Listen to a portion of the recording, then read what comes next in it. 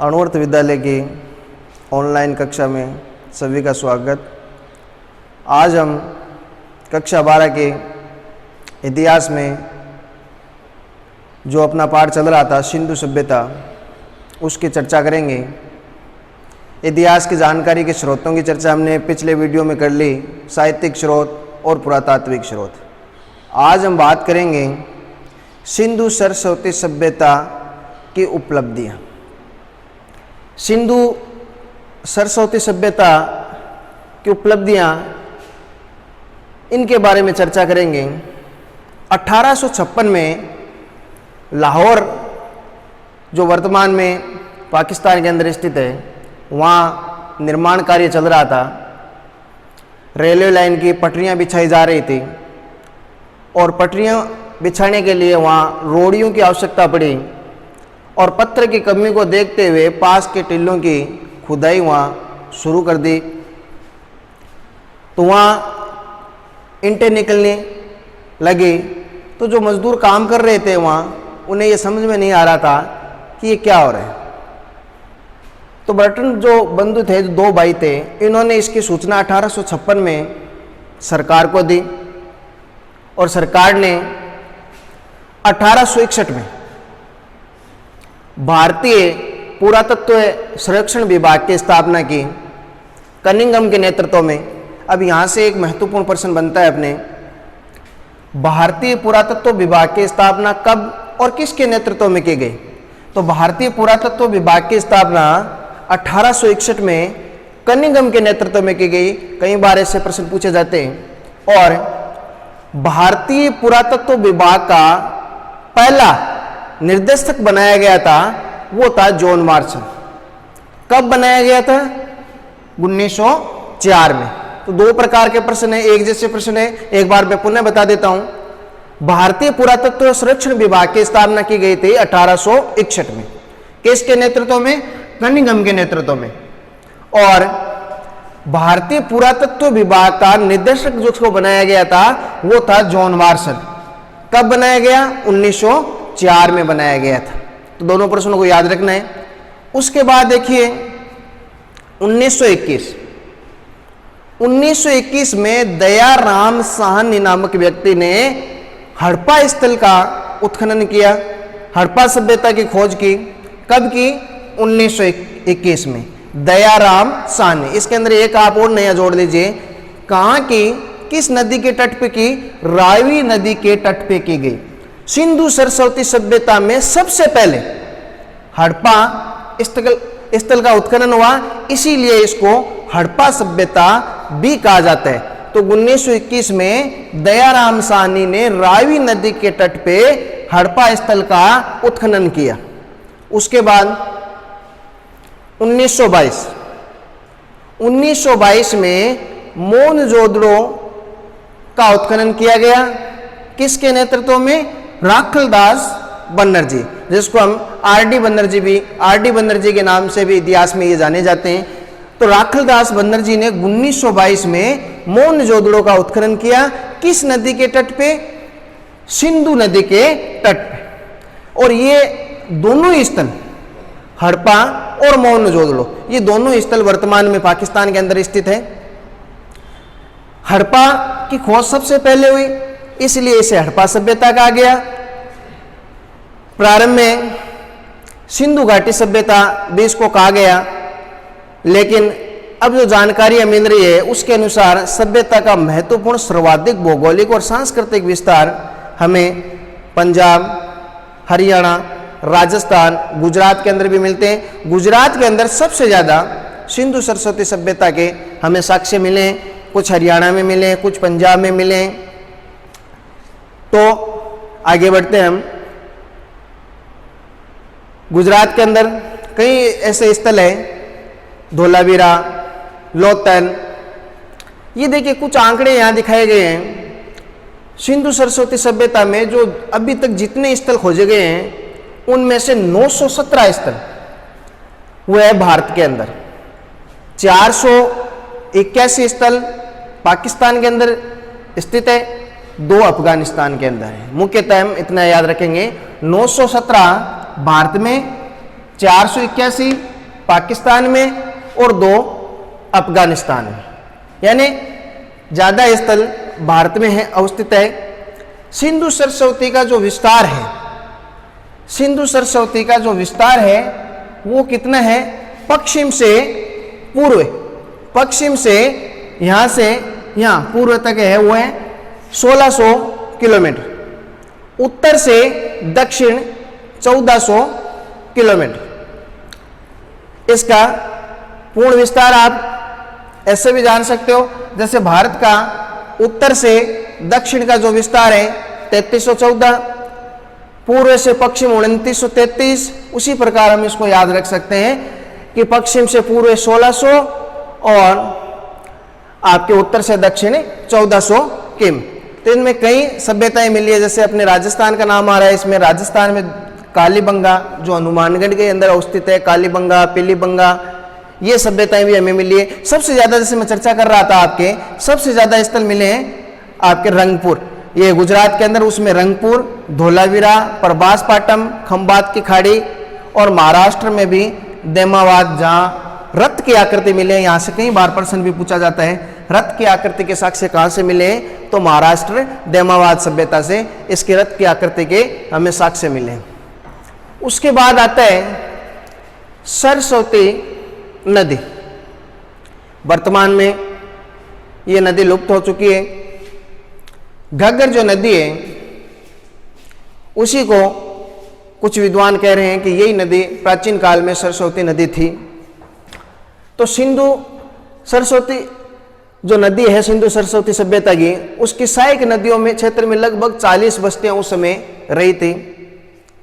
250 बस्तियां सरस्वती नदी प्रवाह क्षेत्र से बाहर थी।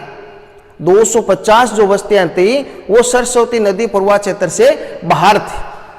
उसकी कुछ सहायक नदियां थी, सिंधु व गंगा के बीच का क्षेत्र। वैदिक काल में सरस्वती नदी लोगों के जीवन का आधार थी। उस समय वैदिक काल की हम बात करें तो सरस्वती नदी लोगों के जीवन का प्रमुख आधार थी उस समय। वैदिक साहित्य में से नदी तमे, देवी तमे, अम्बे तमे भी कहा जाता था। तो यहां देखिए हनुमानगढ़, कालीबंगा से ये होती हुई इनका विस्तार क्षेत्र बताया गया। जैसे मैंने पहले भी बताया आपको, घग्गर नदी को, वर्तमान की जो घग्गर नदी है हनुमानगढ़ के अंदर, उसी को सरस्वती नदी का उद्गम स्थल बताया जाता है। ये अनेक भागों से समुद्र से मिलती शाखा प्रभासपट्टनम से जाकर सिंधु सागर में मिलती थी। दूसरी शाखा सिंधु में प्रविष्ट होकर कच्छ के रण में समा जाती थी। कच्छ के रण में यानी गुजरात के अंदर ये समा जाती थी। फिर सिंधु सरस्वती सभ्यता में ये नगरीय सभ्यता थी। तो हम बात करेंगे नगर नियोजन की, स्थापत्य कला में नगर नियोजन की। सुनियोजित नगर नियोजन यहाँ की प्रमुख विशेषता थी। प्रत्येक नगर में ऊंचे चबूतरे पे गड्डी और नीचे समतल पर नगर भाग था, यानी ऊपर गड्डी और नीचे समतल पर नगर भाग था। गड्डी के अंदर कौन निवास करते थे? राजा, पुरोहित, यानी जो उच्च वर्ग के जो लोग थे वो गड्डी के अंदर निवास करते थे, और नीचे समतल पे सामान्य लोग निवास करते थे। गड्डी वाला था, उसे मोटी दीवार का एक विशाल परकोटा बनाया हुआ होता था चारों ओर। परकोटे की दीवार काफी चौड़ी होती थी। नीचे समतल पर नगर बसा रहता था। नगर एक दूसरे के समकोण पर भी काटते हुए चौड़ी सड़कें होती थी, जिसकी चौड़ाई 9 से 34 फीट थी। ये देखिए सड़कों की चौड़ाई उस समय कितनी थी? 9 से 34 फीट चौड़ी सड़कें होती थी। एक विशाल सड़क भी मिली है, 34 फीट की मिली है, जिसकी संभवतः चौड़ाई 34 फीट रही है। हो सकता है ये राजमार्ग रहा होगा, ऐसे भी अनुमान लगाए जा रहे हैं। गलियां 1 से 2.2 मीटर तक चौड़ी होती थी। जो गलियां होती थी सामान्य, वो भी 2.2 मीटर तक चौड़ी होती थी। कालीबंगा से जो हमें सड़कें प्राप्त हुई है, कालीबंगा राजस्थान हनुमानगढ़ से जो हमें सड़कें प्राप्त हुई है, वो 1.8, 3.6, 5.4 और 7.2 मीटर चौड़ी बताई जा रही है। बड़ी ईंटों की आकृति का अनुपात, ईंटें जो मिली है हमें उनका अनुपात देखिए 1:2:4। इस प्रकार की हमें ईंटें मिली है उस समय। नालियों से पानी की निकासी की उत्तम व्यवस्था थी उस समय। ऐसा कहा जाता है कि उस समय विश्व में जो नाली व्यवस्था सिंधु सरस्वती सभ्यता में मिली है, वैसे विश्व में कहीं भी नहीं मिली है। नालियों से पानी की निकासी की उचित व्यवस्था थी। पक्के ईंटों से मिस्रवासी भी परिचित नहीं थे। मिस्रवासी पक्के ईंटों से उस समय परिचित नहीं थे। प्रत्येक घर में 3 या 4 कक्ष होते थे। ये घरों का था। प्रत्येक घर में 3 या 4 कमरे होते थे। एक स्नानागार होता था घर के अंदर, शौचालय, पाठशाला व कुआं भी होता था। कुआं घर के जो पीछे वाला भाग था वहां एक कुआं होता था, क्योंकि सिंधु सरस्वती सभ्यता में क्या था, जो सड़कें होती थी, घरों का जो मुख्य दरवाजा था वो सड़कों की ओर नहीं खुलता था, वो सड़कों के विपरीत दिशा में खुलता था। और घर के पीछे एक कुआं होता था, ताकि जो राहगीर उस रास्ते से जाए वो अपनी प्यास बुझा सके। तो उस प्रकार की व्यवस्थाएं थी। मध्य में एक आंगन होता था। प्रत्येक घर में जल निकासी के लिए नालियों का प्रबंध था। घर का जो जल है उसकी निकासी के लिए नालियों का भी प्रबंध उस समय था। तो उत्तम व्यवस्था उस समय थी। जैसे ये चित्रों में दिखाया गया है, नगर नियोजन कहाँ का, मोहनजोदड़ो का। इस प्रकार का नगर बसा हुआ था।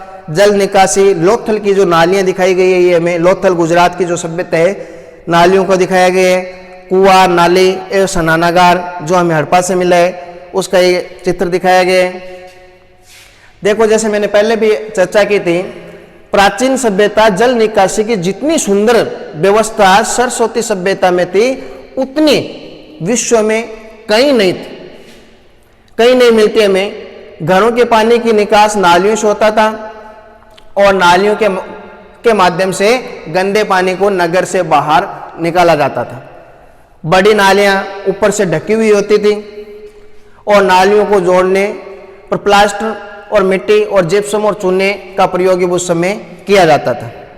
जैसे ये धोलावीरा सरस्वती सिंधु सरस्वती स्थल दिखाया गया है, धोलावीरा जो गुजरात का है। जैसे मैंने पहले आपको चर्चा की थी, ये ऊपर से नहीं, रथ की आकृति के साक्ष्य कहां से मिले, इस चित्र के माध्यम से यहां दिखाया गया है। रथ की आकृति के साक्ष्य मिले देमावाद, जो कहां पे, महाराष्ट्र के अंदर। ये प्रश्न कई बार बोर्ड एग्जाम में पूछा गया है। रथ की आकृति के साक्ष्य कहां से मिले, देमावाद, महाराष्ट्र से रथ की आकृति के हमें साक्ष्य मिले।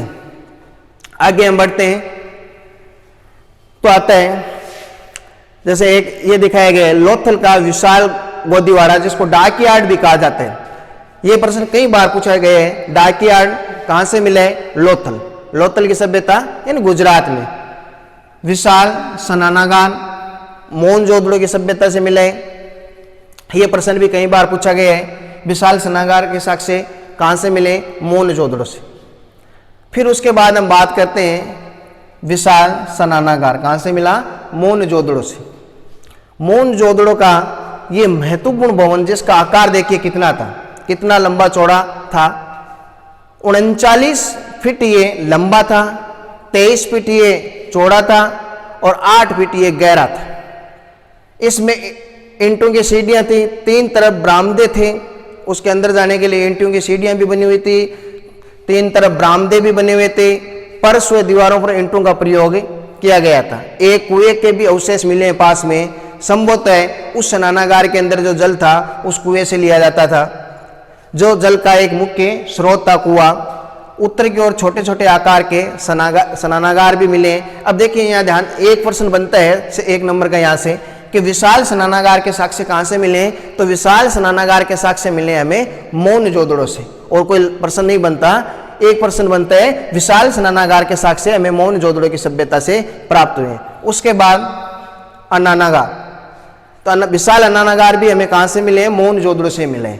वैसे हड़प्पा से भी मिले, लेकिन विशाल अन्नानागार हमें मोहनजोदड़ो की सभ्यता से भी प्राप्त होता है। हड़प्पा और मोहनजोदड़ो से ये विशाल अन्नानागार के अवशेष मिले। मोहनजोदड़ो का अन्नानागार देखें, यहाँ माप दिया गया है। सबसे बड़ा मोहनजोदड़ो से आपके 45.71, यानी इसका 45.71 लंबा और 15.23 मीटर का ये चौड़ा था जो अन्नानागार मिला है अन्न रखने के लिए। तो इससे एक बात तो स्पष्ट होती है, फसल उस समय बहुत उत्तम होती थी।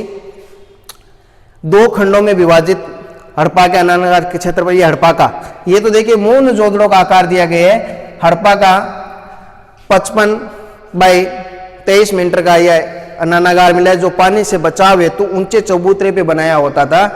चबूतरे पे ये अनानागार बनाया गया था ताकि पानी से ये बच सके। तो ये आपको यहां से याद रखना है, विशाल अनानागार के साक्ष्य से विशाल जो अनानागार मिला है वो मोहनजोदड़ो से मिला है, और वैसे ये दोनों से मिला है, हड़प्पा और मोहनजोदड़ो से। तो यहां से विशाल अनानागार मोहनजोदड़ो से, विशाल अनानागार भी मोहनजोदड़ो की सभ्यता से हमें प्राप्त होते हैं। उसके बाद हम आगे बढ़ते हैं। विशाल जलाशय व स्टेडियम। स्टेडियम, ये छोटे छोटे जो प्रश्न बन रहे हैं आपके, कई बार पूछे जाते हैं। विशाल स्टेडियम के साक्ष्य कहां से मिले? धोलावीरा से मिले। धोलावीरा की सभ्यता गुजरात के अंदर। सिंधु सभ्यता का नवीनतम स्थल जिसकी 1991-92 में उत्खनन हुआ था, धोलावीरा के उत्खनन से 16 छोटे बड़े जलाशय प्राप्त हुए, जिसमें हमें तत्कालीन जल संग्रहण व्यवस्था की जानकारी होती है। दुर्ग के दक्षिण में शिला को काटकर 95 गुणा 11.24 मीटर का जलाशय मिला है प्रमुख। तो यहां से एक प्रश्न बनता है आपके, विशाल स्टेडियम के साक्ष्य कहां से मिले? धोलावीरा से मिले। धोलावीरा की सभ्यता कहां है? गुजरात के अंदर है। सिंधु सभ्य जिसके उत्खनन हुआ था 1991-92 में। सेल, उत्कीचित जलाशय, धोलावीरा, जूता हुआ खेत, कालीबंगा। ये प्रश्न कई बार पूछा गया है। जूते हुए खेत के साक्ष्य कहां से मिले? कालीबंगा से मिले। कालीबंगा जो हनुमानगढ़ के अंदर स्थित है, राजस्थान के। इसके अलावा जो हम स्टेडियम की बात कर रहे हैं, इसका आकार दिखाया गया है। 283 मीटर ये लंबा था, 45 मीटर ये चौड़ा था। चारों तरफ दर्शकों के बैठने के लिए सोपान बने हुए थे और समारोह स्थल दुर्ग के प्राचीर से जुड़ा हुआ था। इसकी चौड़ाई 12 मीटर थी। उसके बाद हम डाकयार्ड की बात हमने की थी पहले। विशाल गोदीवाड़ा, जिसको डाकयार्ड भी कहा जाता है, ये मिला है हमें लोथल से। लोथल यानी गुजरात से। तो पक्के ईंटों का एक ढांचा मिला, जिसे पुरातात्विक SS राव ने गोदीवाड़ा या डाकयार्ड का नाम दिया। ये प्रश्न कई बार गोदीवाड़ा न पूछकर डाकयार्ड पूछ लिया जाता है, तो एक ही नाम है। डाकयार्ड कहां से मिला? लोथल से मिला, जो गुजरात की एक प्रमुख सभ्यता थी। इसका भी आकार 214 मीटर लंबा और 36 मीटर चौड़ा था। इसकी जो गहराई थी वो थी 3.3 मीटर। उत्तरी दीवार में 12 मीटर चौड़ा प्रवेश द्वार था, जिससे जहाज आते थे। प्रवेश द्वार भोगवा नदी से, ये याद रखना, ये प्रश्न कई बार पूछा गया बोर्ड एग्जाम में भी। ये आपके लोथल जो सभ्यता थी, इसका उत्खनन कहां किया गया था? भोगवा नदी के तट पे इसका किया गया, जिसमें गोदी में पानी आता था। ये SS राव लिखते हैं कि लोथल की गोदी फिनिशिया और रोम की गोदियों से कई अधिक विकसित और प्राचीन थी। प्रत्येक लोथल का डाकयार्ड वर्तमान में आपका प्रमुख जो बंदरगाह है विशाखापट्टनम में बने डाकयार्ड से भी बड़ा था। तो उसके बाद हम बात करते हैं सिंधु सरस्वती सभ्यता की कला, लिपि एवं विज्ञान। तो उस समय कला, लिपि और विज्ञान की अगर बात करें तो बेल की आकृति, नर्तकी की कांस्य की मूर्ति, मोहर पर व्यवस्थित नर्तकी की मूर्ति मिली है हमें, कांस्य की मूर्ति मिली है। कहां से? मोहनजोदड़ो से एक विशाल मूर्ति हमें प्राप्त हुई है उस समय। यहां से सैलकड़ी की योगी की मूर्ति भी मिली है। नर्तकी, कांस्य और मिट्टी दोनों की मूर्तियां यहां से मिली है मोहनजोदड़ो की सभ्यता से। ये मरण मूर्तियों का विशाल भंडार उस समय की विकसित मूर्ति कला का प्रतीक, कुबड़दार बेल की मूर्तियों की कला का प्रतीक भी था। मोहरों पर किए गए चित्रण से यहाँ निवासियों की चित्रकला के प्रति रुचि जानकारी होती है। और मैंने पिछले वीडियो के अंदर भी आपको बताया था कि मोहरें किस पत्र की बनी हुई थी? सैलखड़ी पत्र की बनी हुई थी। कई बार ऐसा प्रश्न भी पूछा जाता है कि मोहरें किसकी बनी हुई थी? सैलखड़ी पत्र की बनी हुई थी। उसके बाद हम चर्चा करते हैं लिपि के बारे में। तो उस समय लिपि कौन सी थी? बुस्टोभेदन लिपि थी, जो दाएं से बाएं लिखी जाती थी। जैसे हमारी देवनागरी लिपि हम कहां से लिखते हैं? बाएं से दाएं जाते हैं, वो लिखी जाती थी दाएं से बाएं। और इसकी विशेषता क्या थी कि जैसे हम यहां से लिख रहे हैं, ये पेन ऐसे घूम जाता था, जिसको चित्रात्मक लिपि भी कहते थे। उसकी शैली क्या थी? चित्रात्मक। उसको आज तक पढ़ा नहीं गया, जैसे ये लिखा गया है, इस लिपि को आज तक पढ़ा नहीं गया। उसके बाद मोहरों की हम चर्चा कर रहे थे, तो ये मोहरे सेल खड़ी पत्थर की बनी हुई होती थी, ये याद रखना, मोहरे सेल खड़ी पत्थर की बनी हुई होती थी। तो इसमें देखो कितने लेख मिले थे? 2500 लेख मिले थे मोहरों पे। 17 अक्षरों का सबसे लंबा वह बड़े अक्षरों का अभिलेख धोलावीरा से मिला है, यह भी ध्यान रखना। मोहरों से जो लेख मिले वो सबसे बड़ा कहां से मिला था? धोलावीरा की सभ्यता से मिला था। और यहाँ की लिपि चित्रात्मक लिपि थी, यानी चित्रों के समान वो लगते थे। ये देखो कुछ मोहरों का चित्र दिखाए गए हैं, जो मोहरें बनी हुई थी, ये लिपि थी।